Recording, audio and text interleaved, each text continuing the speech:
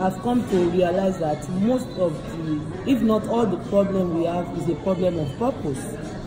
And because that problem has not been identified and solved, we think somebody is bad and somebody is not bad. And in managing people, I don't think there's a bad person. Sincerely, there's no bad person.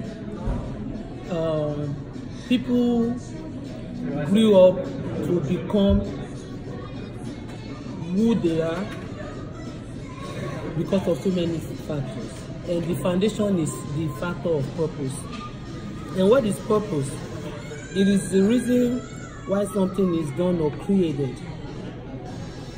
So every one of us, there's a reason why God created us. And everybody believes. Everybody is a believer. Because we are spirit being, every human being is always yearning and longing for a higher power. And the conflict starts on the approach. The Muslim feels like I have to go through this person to get to God. The Christian feels like I have to go through Jesus to go to God. And among the Christians, we still have different people that believe that this is the way we have to do it. But it doesn't matter how you believe. Everybody believes at some point that there's God that is in control of the universe. So if we have that belief, then let's leave all the other differentiating factors. Let's leave them aside. So that means God has a reason for creating everyone. And until we get that purpose, we're going to start looking for why, what, and who. And I said something to somebody yesterday that I can be accomplished in life and not be fulfilled. As a mother, I am accomplished because some people don't have children. That's an accomplishment. I may not be fulfilled. As a wife, I can feel accomplished because I'm married. Some people are praying to get married, right? But I may not be fulfilled because that's not the kind of marriage I want. Career-wise, I may be accomplished as a doctor or pharmacist, engineer, but I may not be fulfilled because I don't like what I do. So then the question is, how can I get fulfillment? And we go back to purpose. Because there's something in you that is making you not feel fulfilled. There's that, you can't explain it to anybody to understand. You're telling people, but they're not getting it. But you know there's still something, there's a missing piece. Because I know people that make a lot of money, but they're still not fulfilled. And that's why you see people like Anthony Bourdain, Kate Spade. I can start counting and counting with all the money, the influence, the platform, the fame, they still commit suicide. Then you want to ask, why is somebody that has or that had what an average human being are craving for, why would they end it? Why would they decide to end it? Because it's a question of fulfillment. All those things that they have acquired could not satisfy that longing. And we all have it. You may not respond to it now, but there comes to a point in your life that you want to sit back and feel like, okay, what's all this about? Why am I here? I can't really lay hand on something that can make me feel like I have a reason to continue to live. And that's why the question of purpose has to be answered.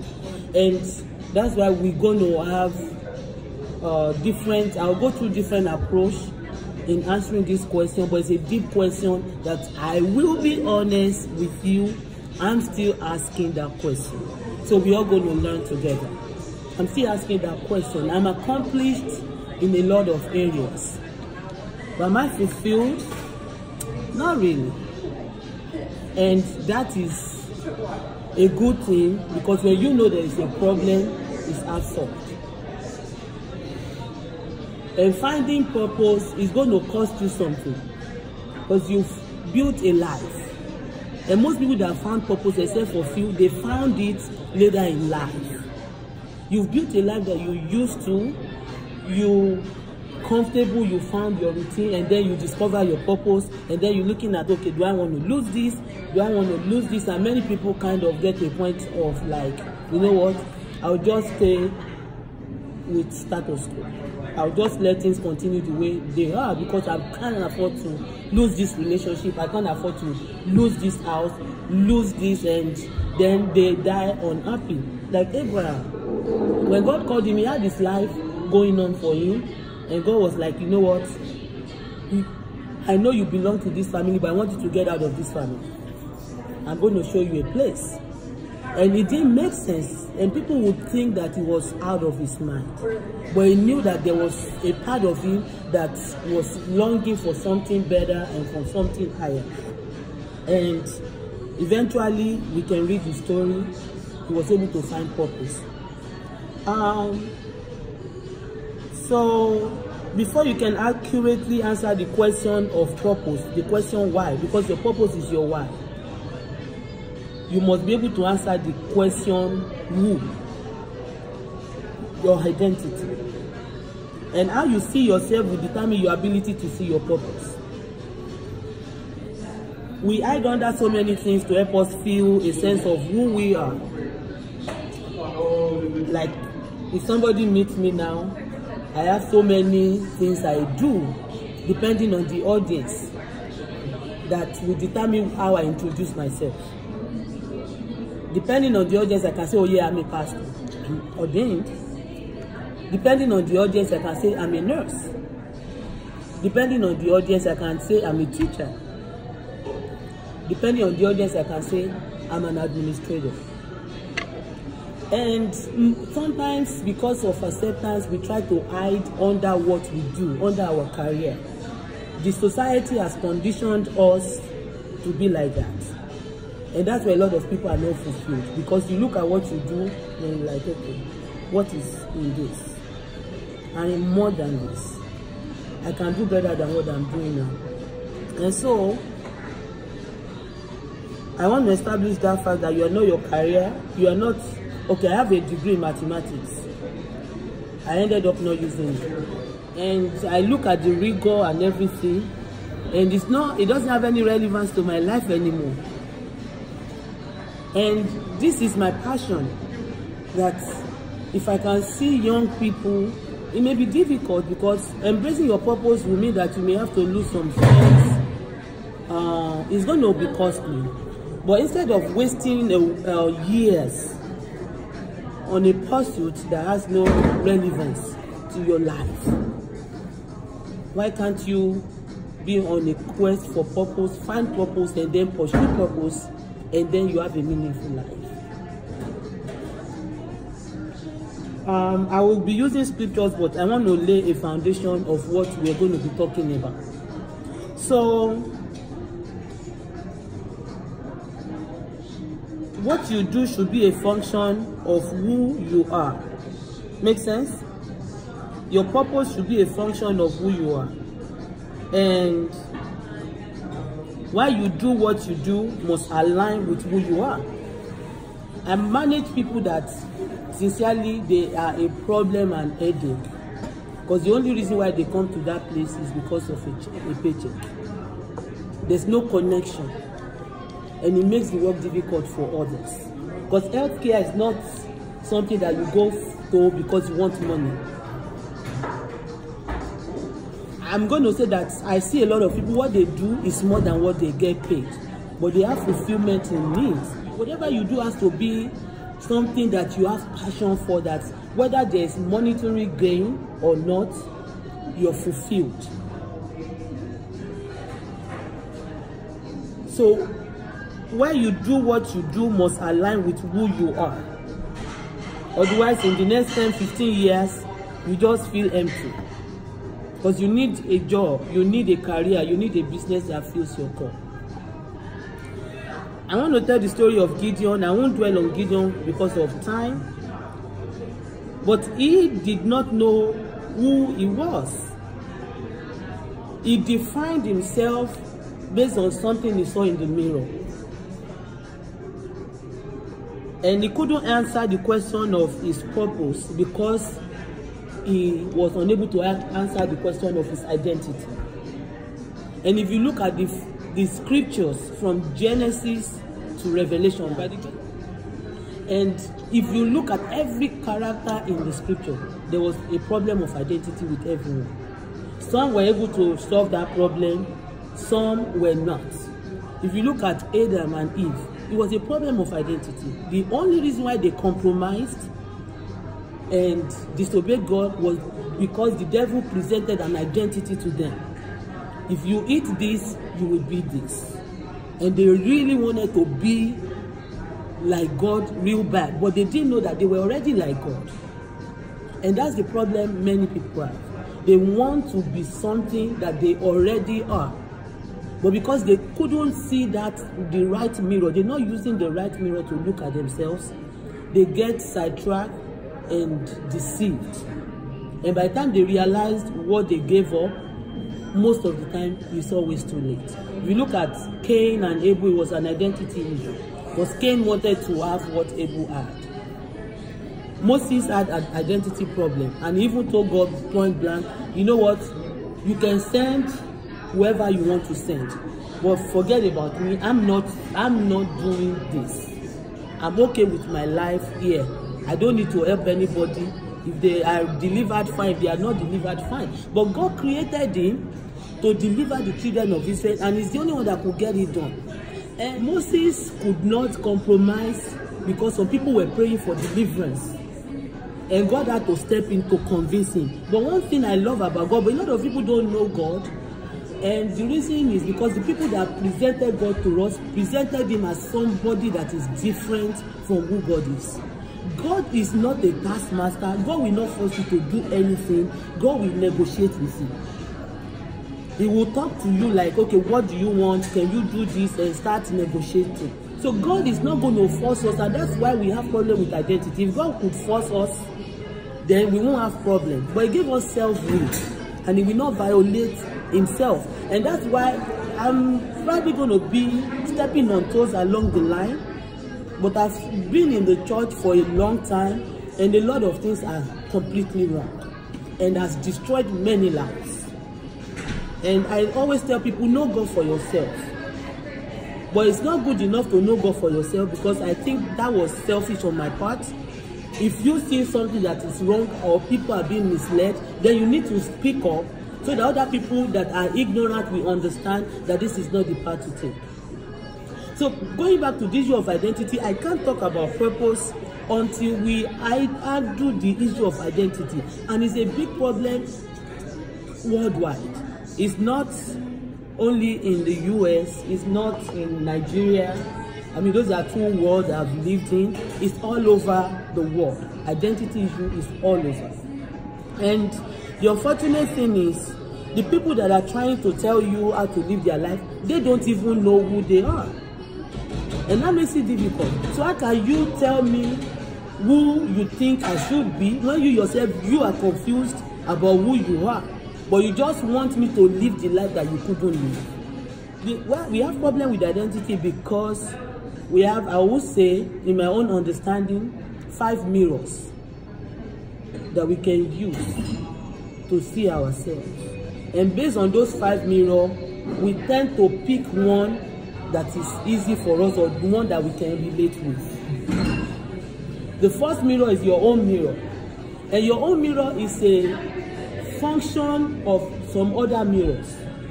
The mirror you use to see yourself, everybody has a mirror with which they are looking at themselves.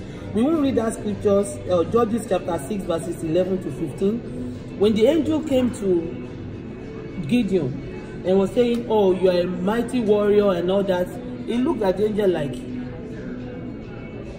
who are you talking to? And he started telling him, I'm the last in my family. My family is the last in Israel. So prove to me how I can become a warrior. And we are not even in the lineage of people that go to war. So he was using the mirror of his family to see his identity. And there's no way he would embrace purpose. And his purpose was to be a warrior to deliver the children of Israel. There's no way he will be able to embrace that purpose as long as he continues to see himself as less than who he is. And that's the problem with a lot of people. In managing people, I tell some people, I look at them and I'm like, what will it cost you to go back to school? Because what you're doing, what you have, what I see, there are people that are smarter than me that I manage.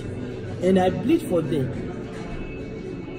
And everybody has a limitation. Your limitation ends when you see who you are. Because your mind is liberated and there's that drive that pushes you to pursue who you are. But you cannot pursue who you are until you discover that you have something. And that was the problem of Gideon. So the first mirror is your own mirror. And how you get your mirror is going to be a function of your environment where you were born, which unfortunately we cannot choose. Your parents, which is also a function of your environment, because that determines the school you go, and the school you go to determines the kind of people you meet, and a lot of decisions you make based on the kind of people you interact with. You may be the best out of the pack, but as long as you are in certain environments, you will be limited. The mirror of your parents. And I told the story of Jacob. The mom thought, oh yeah, God said this guy is going to be great and all that, and the mom was trying to manipulate things and messed up the relationship between her children. Her two sons, she only had 2 sons, and they couldn't see eye to eye because the mother didn't know how to handle the information God gave her, turned the son to a fraudster. Was like, you can steal from your brother, you can make your brother cry, it doesn't matter. After all, God said you are going to be this. She put herself in the position of God, but God was not looking for the blessing of the firstborn. God wanted a prince. It was something that never existed that God wanted to do, but she was limited to what she knew, that in Israel the firstborn is the only one that can get this. But the blessing God wanted to give that guy was different. So we look at the mirror of our parents. It's so, especially in I don't want to say Africa, patriarchal families. I mean, countries, communities, they lord it over the children, like, this is what I want you to be. And if you don't become that, you are termed a rebellious child, a disobedient child, and he has messed up a lot of lives. Then we look at the mirror of the society to define who we are. You look at the mirror your teachers are placing in front of you, and it's not a good one.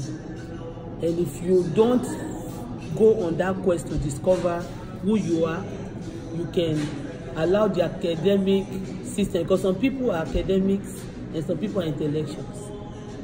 You know, it's 2 different things. Some people know how to study and pass. Some people don't have time for that, but they are more intelligent than an average exam taker. And we see it all over our society. Microsoft, right? We know his story. He wasn't the best student, right? He dropped out of school. What about this guy, Steve Jobs? And I can count and count. Do you want to tell me that those people are dumb? They are genius, but the academic system has been structured to put everybody in the same bucket. And there's nobody that will wake up and change that system. That this system is not fair because everybody cannot fit into this bucket. You came up with that strategy based on certain, like, BMI. It was done based on the body frame of white people. And every single black patient that I've touched is either overweight or obese. And when you see them, like me now, if I put my BMI in, I'm under the category of overweight. Do I look overweight? But they didn't consider the bone mass of a black person when they were computing that, and they put everybody in that same bucket. So if I continue to look at myself from the mirror of the healthcare system based on my BMI, I will starve myself to death trying to lose weight that does not exist. But seriously, that's how life has been for many people. The society has conditioned them in a way that the only thing they see is the mirror that they are putting in front of them. You're a black kid, you can't do this. You're an immigrant, you can't do this. So it takes people that are fearless. I'm not bragging, but it's just a fact. I am fearless. I've never seen anybody better than me, and I don't think I'm better than anybody. I am me. I don't want to be you. I'm comfortable in my skin, and if there's anything I desire to do, I don't have any limitation. The only thing that can limit me is my mind. Until everybody starts seeing themselves in that mirror, you will never be fulfilled. Because the day you turn on that switch and the light comes on, then there's no more limitation in your pursuit. So we look at the church also. I don't even want to go there tonight, but that is one that is really disheartening, I would say, because that's a place that is supposed to mold people and midwife destinies, but actually many altars are used to brainwash people. So they condition you to certain rituals and rhetorics and repercussions, and present God as that wicked being that will come and use a sledgehammer to destroy you when you sin. But the Jesus I read about is not the Jesus that has been presented. And that's why a lot of people are rebellious. They don't even want to deal with church because they already know they are doomed anyway. So you don't need to continue to remind them of their doom.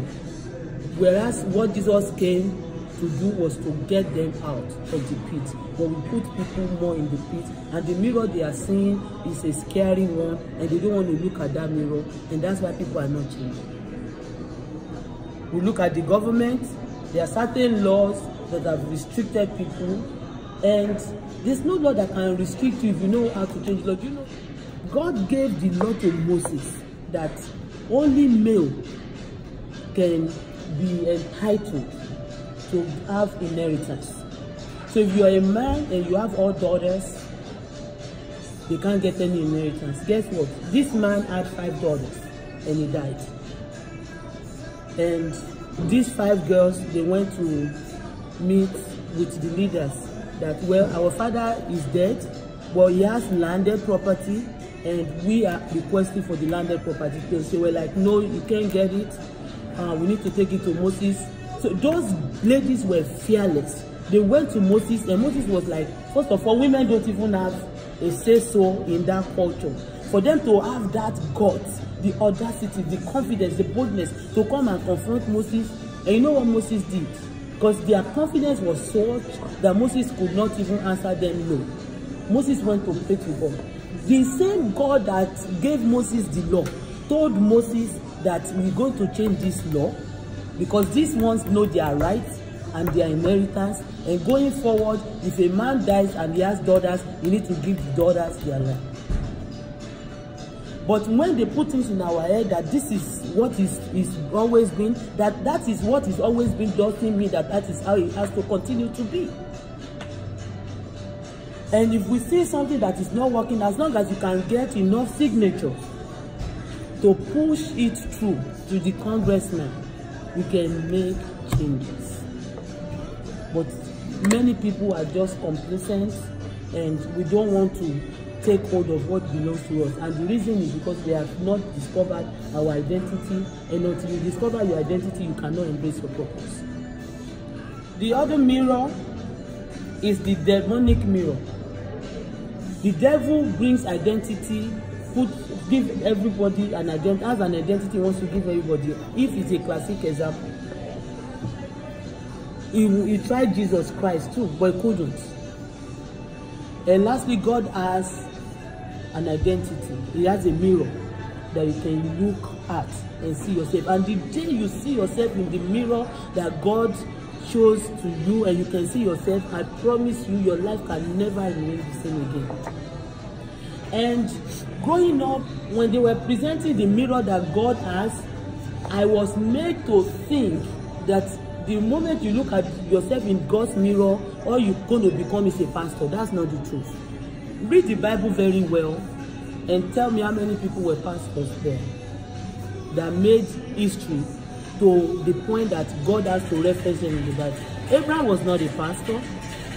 He was a businessman. Isaac was a businessman. So Solomon, David, they were in politics. They were in government. Daniel was in government. Was a congressman. So there's a mirror of God, and when Jeremiah saw that mirror, it became different. I told us about Gideon. Gideon was supposed to be in the military. That was the mirror that God, that when I created you, you were a military person.